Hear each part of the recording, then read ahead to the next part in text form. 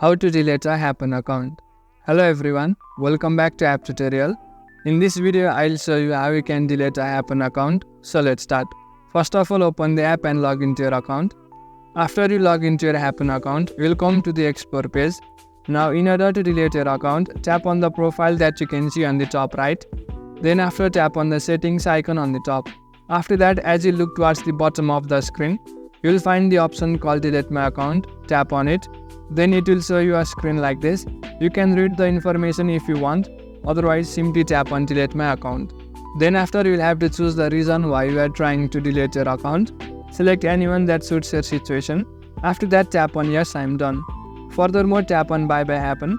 As you do that, it will take you to the main home screen of the app. Now your Happn account is successfully deleted. That's it for the video.